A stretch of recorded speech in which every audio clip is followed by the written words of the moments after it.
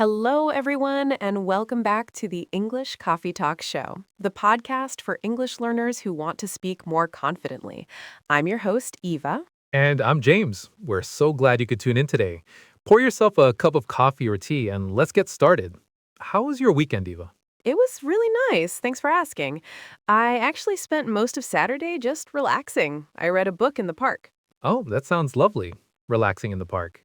It was. The weather was perfect for it. Not too hot, not too cold. What about you? Did you do anything exciting? I did. I went to a concert on Saturday night with some friends. We saw a great local band. Oh, a concert. That sounds like a lot of fun. What kind of music do they play? It's sort of indie rock. They were really energetic on stage. I definitely recommend them if you get the chance to see them. Indie rock. Nice. I'll have to look them up. It's always great to discover new music. Totally. And this little chat we're having right now, it's the perfect example of small talk. It is. And that's exactly what we want to focus on in today's episode: how to master casual English conversations. Mm-hmm. It's a skill that goes beyond textbooks and grammar exercises. It's about connecting with people. Exactly. And we know it can feel intimidating for learners. You might worry about finding the right words or saying something wrong. Right. But we're here to break it down into simple, easy steps. So, where should we start, Eva? Let's start at the very beginning: how to initiate or start a conversation. The first step is often the hardest. It really is. I think a great, safe way to start is by commenting on your shared environment. It's something you both can see or experience. Like us talking about the weather earlier. Or if you're at a cafe, you could say to someone, "This music is really nice," or "Wow, that cake looks delicious." Uh huh. It's low pressure. You're not asking them a personal question, you're just making an observation. What about at a party or a social event where you don't know many people? That can be really tough. In that case, you can often use the host as a connection. You could approach someone and say, "Hi, I'm James. How do you know Sarah, the host?" That's a perfect opener. It immediately creates a common ground. What's something you should probably avoid when starting a conversation?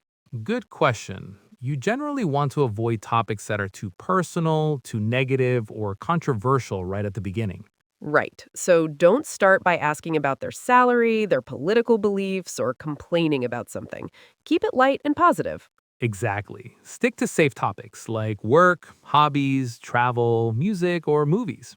Okay, so we've successfully started a conversation. Now for the next challenge: keeping it going.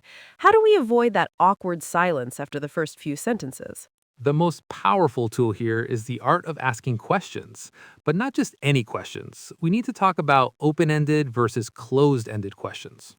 This is such a key point. Can you give us a clear example, James? Of course, a closed ended question is one that can be answered with a simple yes or no. For example, are you from London? And the person could just say no, and then silence. Exactly. The conversation hits a wall. But if you ask an open ended question, you invite a longer answer. So instead, you could ask, "Where are you from originally?" Ah, I see. That question can't be answered with a simple yes or no. They have to give you more information, like, "I'm from a small town near Manchester." And that new information gives you something to work with. Now you can ask a follow up question. What's a follow-up question? It's a question that directly relates to what the person just said. So if they say they're from near Manchester, you could ask, "Oh, what's it like there?" Or "How long have you lived here?" So it shows you are listening, and it keeps the conversation moving forward naturally. Precisely. But remember, a conversation is a two-way street. It's not an interview. You also need to share information about yourself. That's so true. If you only ask questions, the other person might feel like they're being interrogated. Right. So after they answer, you can relate their answer back to your own experience. If they say they love hiking, you could say, "That's cool. I've always wanted to try hiking. I usually go cycling on the weekends." That makes the conversation more balanced. You ask, they answer, they ask, you answer, you share, they share. It's a dance. And part of that dance is showing your partner you're paying attention, which brings us to our next point: active listening. Yes, active listening is crucial. It's how you show the other person you are genuinely interested in what they are saying. So, how do we do that with our words? We can use small, encouraging words and phrases. Things like, right, uh-huh, I see, wow, or that's interesting. These little words are like signals that say, I'm with you, please continue. Exactly. Another great technique is to briefly summarize or paraphrase what they said. If a friend says, I had such a stressful day at work, my boss gave me a huge project right at 5 p.m. You could respond with, wow, so you got a big project at the very end of the day? That sounds stressful. Yes, it confirms you understood them and shows empathy. It makes the other person feel heard. It really does. It's a powerful way to build rapport and make the other person feel comfortable. Okay, so we've covered starting, continuing, and actively listening. There's one final step we need to discuss. And that is how to end the conversation politely. It can be just as awkward as starting one if you don't know the right phrases. You don't want to seem rude by just walking away. Definitely not. You need a polite exit line. A very common one is to state that it was nice talking to them. Well, it was great chatting with you. That's a classic. It's a clear signal that the conversation is coming to a close. You can also mention what you need to do next. For example, anyway, I should probably get back to work. Or, I'm going to go find my friend, but it was great to meet you. These phrases soften the exit. They make it clear that you're leaving because you have to, not because you're bored. Right. And it's always good to add a positive, future-oriented phrase, like, let's catch up again soon, or hope you have a great rest of your day. That leaves the other person with a positive feeling. It's a friendly and smooth way to wrap things up. Okay, so we've gone through all the steps. I think it's time to put it into practice. How about a quick role play? I love that idea. Let's set the scene. Let's say we're at a mutual friend's barbecue. I'll come up to you. Sounds good. I'm ready. Okay. Hi there. This is a great party, isn't it?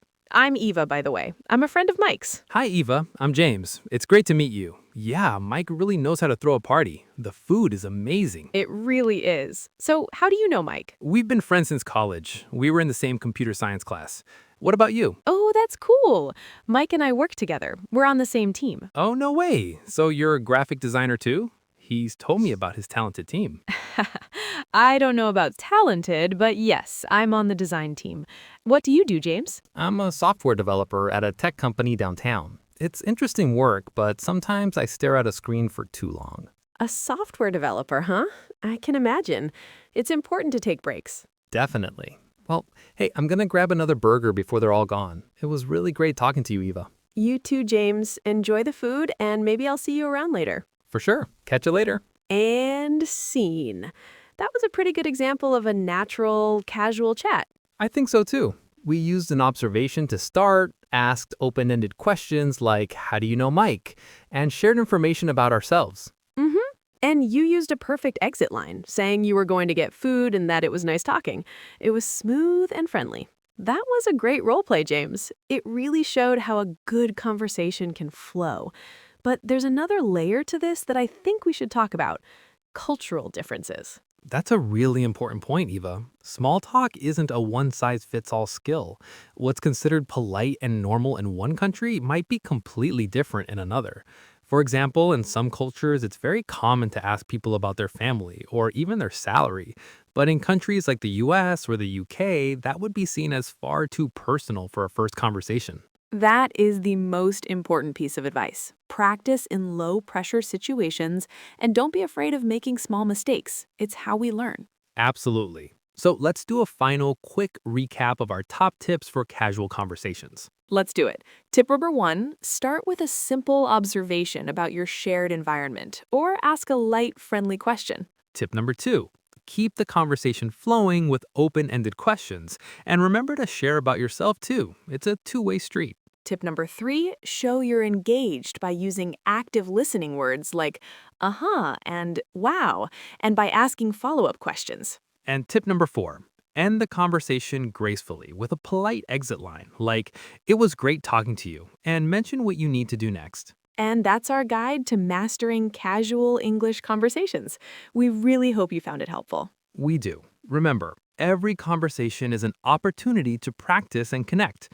That brings us to the end of another episode. Thank you all so much for listening to the English Coffee Talk Show. And before you go, don't forget to subscribe and turn the notifications on. That way you won't miss our next episode. We'll be back next week with another topic to help you on your English learning journey. Until then, take care. Bye, everyone.